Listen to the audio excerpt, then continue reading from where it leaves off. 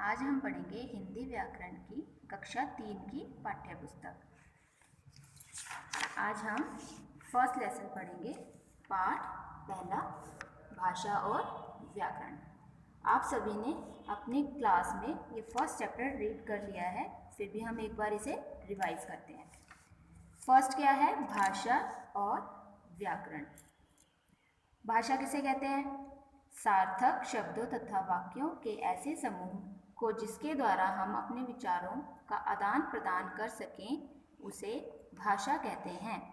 जैसे कि हम अपने शब्दों के द्वारा अपने विचारों को एक दूसरे के साथ लिखकर या बोलकर दूसरे तक पहुंचाते हैं, उसे क्या कहते हैं हम? भाषा। भाषा के कितने रूप होते हैं? 2, मौखिक भाषा और लिखित भाषा। मौखिक भाषा क्या होती है? हम जो कुछ बोलते या सुनते हैं उसे मौखिक भाषा कहते हैं। जैसे कि हम समाचार सुनना, रेडियो सुनना, किसी से बातचीत करना आदि मौखिक भाषा के उदाहरण हैं। क्या है मौखिक भाषा? जैसे कि समाचार सुनना, रेडियो सुनना, किसी से बातचीत करना। नेक्स्ट है लिखित भाषा। लिखित भाषा क्या होती है? जब हम जो कुछ लिखते या पढ़ते हैं उसे लिखित भाषा कहते हैं। यह भाषा का स्थायी रूप है क्योंकि लिखी गई बातों को बहुत अधिक समय तक सुरक्षित रखा जा सकता है। अब लिखित भाषा क्या होती है? हम जो कुछ लिखते या पढ़ते हैं उसे हम लिखित भाषा कहते हैं। जैसे कि हम लिखते हैं, पत्र लिखते हैं किसी को, जैसे कहानी लिखते हैं, जो हम लिख कर दूसरे को पढ़ाते या सुनते हैं उसे हम लिखित भाषा कहते हैं। अब नेक्स्ट क्या है हमारा? बोली। बोली क्या होता है? भारत के विभिन्न क्षेत्रों में अलग अलग बोलियां बोली जाती हैं। आपको पता ही होगा कि भारत में अलग अलग क्षेत्रों में अलग अलग बोलियां बोली जाती हैं। बोली का लिखित रूप नहीं होता। बोली का क्या नहीं होता? लिखित रूप नहीं होता। और बोली कौन कौन सी होती है? राजस्थानी, मैथिली, मगही, भोजपुरी, मारवाड़ी प्रमुख बोलियां हैं। ठीक है। अब इसकी डेफिनेशन क्या होती है? परिभाषा। भाषा के क्षेत्रीय रूप को बोली कहते हैं। मतलब कि एक क्षेत्र में बोली गई जो भाषा होती है उसको हम बोली कहते हैं। ठीक है। अब लिपि। लिपि की परिभाषा क्या है? भाषा के लिखने के ढंग को लिपि कहते हैं। जैसे हम भाषा को जिस रूप में हम लिखते हैं उसे हम लिपि कहते हैं।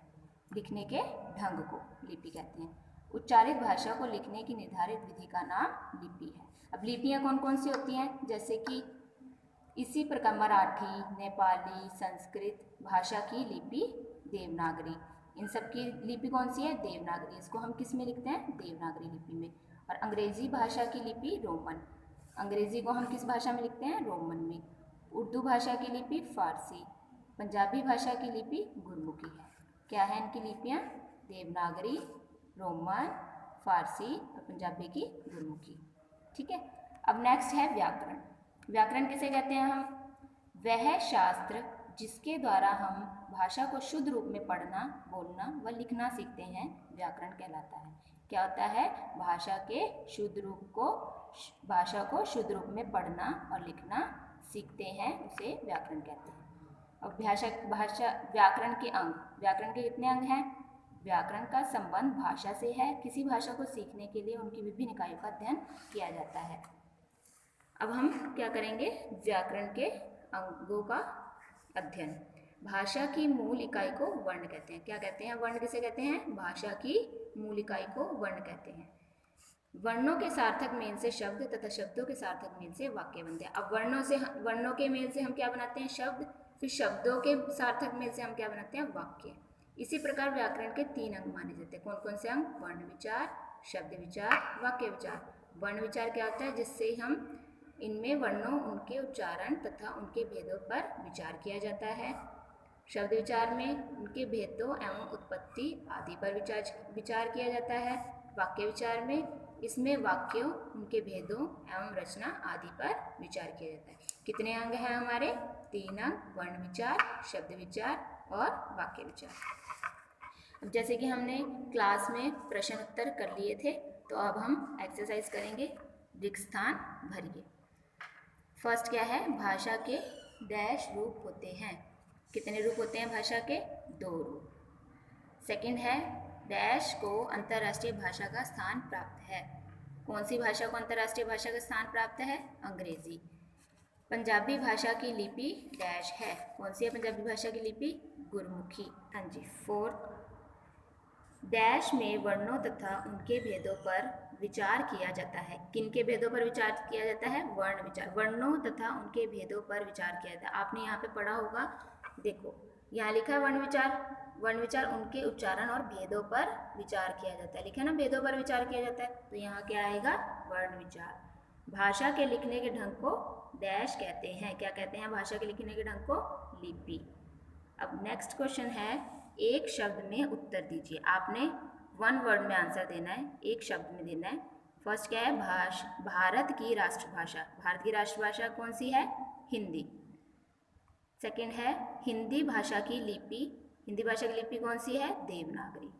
अंग्रेजी भाषा की लिपि। अंग्रेजी भाषा की लिपि कौन सी है? रोमन। उर्दू भाषा की लिपि। उर्दू भाषा की लिपि कौन सी है? फारसी। ये क्या लिखा है आपने? इनकी 1 वर्ड में आंसर लिखना है इसका। अब 4th क्वेश्चन क्या है? निम्नलिखित के सामने भाषा या बोली लिखिए। भाषा या बोली लिखिए। अब आपको बताना है कि जैसे कि राजस्थानी लिखा है, अब आपको ये बताना है कि इसमें ये बोली है या भाषा है। राजस्थानी क्या है? एक बोली। आपने क्या लिखना है? बोली।